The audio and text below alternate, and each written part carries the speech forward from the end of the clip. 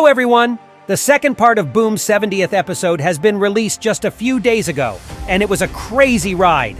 This episode gave me so much material to think through that I decided to dedicate a separate video to all the theories and predictions that I've got about it. So today, I am going to show you the craziest theories that I have about the future of this series. And I'm about to answer the most anticipated questions as well. What is the true nature of TV men? And what do they have in store for us? What can be found inside of two books seemingly dedicated to them? And how did SKIBIDI scientists and ISOTOILETs get connected? And the most important thing is, how did Boom himself get involved in all of this? Get your tea and snacks ready and prepare to watch this video to the end, because this is going to be really interesting. Let's go! And first and foremost thing that I would like to discuss is, of course, the phenomenon of TV men. Now, guys, let me clarify something right on the shore.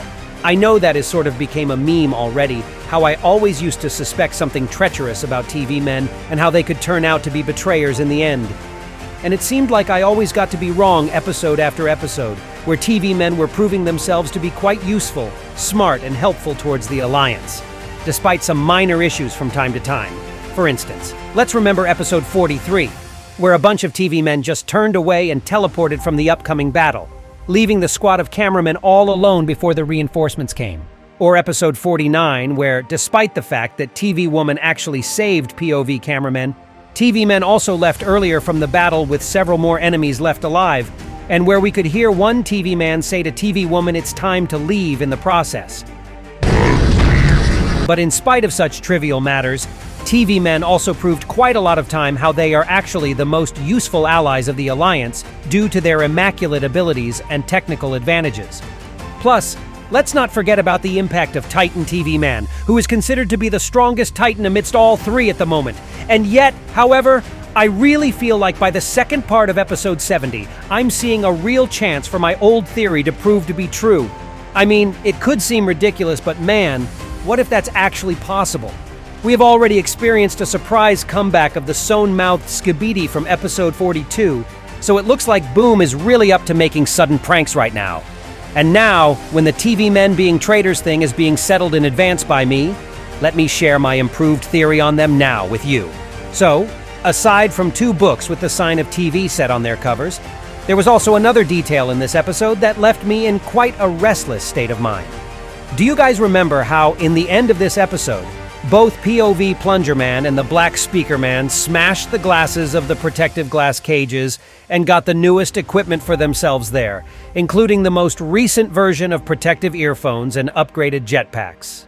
At the moment, I got to be pretty confused about this, and let me explain why. This kind of equipment seemed to be really fresh to me, as if it was just created by the cameraman scientists in the Alliance's laboratory, because those upgrades came to the soldiers of the Alliance forces right in the battlefield in the end of episode 69. And it happened the same way how Titan Speakerman got his flying speaker upgrades nice and steaming, so to speak. So the fact that the same type of equipment could be already found in the secret room in the SKIBIDI bunker raised one big important question of mine. How the hell did the newest equipment for the Alliance members get to the SKIBIDI so early, if it wasn't even used in the battle against them yet? And now, only one possible answer is occurring to me, and I think you can already guess what it might be. A betrayal. And its source may be no other than TV men. Why, you ask me? Well, because that's obviously what Boom seems to be hinting us to. Just think about it. We didn't see a single piece of equipment belonging to TV men's race, no TV set or piece of clothing. The only thing connected to them were the cover images of two anciently looking books indicating to TV men. And I have a separate theory about these books, which I'll tell you a bit later. So watch this video to the end, not to miss anything important. So based on those observations, I can draw the following conclusion. TV men either might have been the double agents all along, sharing the secret information about the Alliance's inventions with the SKIBIDI scientist, or they started as the Alliance's allies at first, but then switched sides for the reason that is yet unknown to us as viewers. Because if you remember, the similar kind of thing happened to ISOTOILETs, who didn't really switch sides, but simply isolated themselves both from the SKIBIDI army and the Alliance forces, because they apparently got disappointed in their former associates. What if the similar thing could have happened to the race of TV men as well? And by the way, it's not going to be the last time when I'll mention the ISOTOILET's fraction, but I'll tell you more about it a bit later. So, I have this theory about how the newest equipment for the Alliance got to appear in the SKIBIDI bunker already. What if all those upgrades that the soldiers of the Alliance forces have got in the end of episode 69 were not created by cameraman scientists, but SKIBIDI scientists instead, and TV men or some other traitorous figures helped switching the upgrades up? So instead of the actual upgrades from the cameraman's lab, the Alliance soldiers have got the replicas produced by SKIBIDI scientists? That would explain the placement of those earphones and a jetpack that 2 of our infiltration squad survivors have got. And also, this leads me to another suggestion that I have about the jetpack here. What if the fuel inside of its turbines contains an explosive power? Because as we know, SKIBIDI sure as heck love acid and explosive things. So, what if the SKIBIDI army's plane goes like this? When the soldiers of the Alliance who are fully equipped with those latest pseudo-upgrades will come closer to the SKIBIDI main base, then someone responsible for those explosives inside of the jetpacks will press a certain button, and the whole Alliance combat force will get into huge trouble. And also, I saw how a lot of you guys mentioned in my comment section under my analysis of the second part of episode 70, that you expect somebody other than TV men turn out to be a traitor. And your guy's answer actually hit me to the bone because you said the name of Simp Cameraman. And oh my god, the more I'm thinking about it now, the more sense it actually makes. He also could have been the one who would leak the exclusive Alliance information to the SKIBIDI army representatives, and he could have a pretty good reason for doing it because in case you guys have already forgotten, in the second part of episode 57, Simp Cameraman had been betrayed by the love of his life, TV woman, who chose to save Plungerman from the battlefield while leaving Simp Cameraman to suffer from his injuries alone. What if SKIBIDI picked up his lifeless body while clearing up the battlefield afterwards and revived him the way cameraman scientists revived Mecha Scientist Cameraman? And thus, he shared all the info he had about the Alliance technical advances and advantages that he saw in the cameraman lab with SKIBIDI. And that's how this newest equipment was either created from the scratch or replicated by their scientists. Plus, this whole new possible plot arc gets aligned with the TV men theme as well, because this guy had been betrayed by no other than TV woman.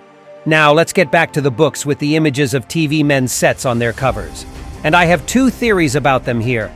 The first one is that in case my theory about TV men being traitors towards the Alliance this time comes out to be true, then these books must be some sort of pact documents, which goal is to establish a certain plan of actions between the SKIBIDI army and the race of TV men. But I doubt this version a bit, because these 2 folios seemed way too thick and heavy to be just some documents on the conclusion of the Union, even if those were full of the slightest details and stuff like this. So I also have another theory about them. What if TV men aren't traitors after all, but the most dangerous and unpredictable species for the SKIBIDI scientists, impossible to be completely beaten or even tracked? That's why the secret room in the main SKIBIDI laboratory has none of the pieces of equipment or TV sets belonging to TV men. Maybe it's due to how powerful and elusive TV men are, and the books that have been lying on the table near Boom's picture were containing all the possible knowledge that SKIBIDI had on TV men so far. But in this case, one question remains though. Why didn't the white terracotta cameraman want to even open one of these books and check out its content? Maybe he thought they didn't have enough time for that. I don't really know. And by the way, as we started speaking about Boom already, let's move to the next theory that I have. In the comments below my analysis of the second part of the 70th episode, you guys wrote me a lot that the person that Boom is shaking hands with in this picture is no other than male_07 from the multiverse of Beatbox. So I checked this information and found out that you all were actually correct, so thank you guys for that. I really appreciate how smart my community is. In case you don't really remember, male_07's face became a prototype for the very first SKIBIDI that we saw in the first episode of this series. So I can make a conclusion that male_07 was the very first human being that got to be turned out into the SKIBIDI toilet, and the rest would follow him. And as you can remember from the multiverse of Beatbox, unlike male_09, male_07 was quite interested in putting the whole world into chaos, so probably he shaking hands with Boom in this picture would mean that those two were actually responsible for the creation of the concept of SKIBIDI toilets. and that's why the scientists on their sides looked pretty unhappy. What if they sort of expected something to go wrong? And it seems like they were right in the end, and the world has been sunk in the complete chaotic disaster now. So what if Boom was the first person responsible for all this worldwide madness? And now he decided to sort of switch sides in order to compensate all the evil that he had made with something good. So that's how he would turn into the secret agent helping the Alliance from the shadows. What if he tries to turn back some of the ill consequences of his past actions while pursuing his own goals? That would seem really cool to me. Besides that, I also have plenty of thoughts on the connection between ISOTOILETs and SKIBIDI, as well as the inspirations that Boom might have possibly taken from both the Multiverse by Dom Studios channel and SKIBIDI Wars by Verlance. But there was so much information that I decided to make a separate video dedicated to this. So be sure to subscribe to my channel not to miss my new videos while you're waiting for the third part of episode 70 to get released. I really hope you enjoyed today's video. And if you did, hit the like button below and also be sure to write a comment. And that was me, ISOTOILET. See ya!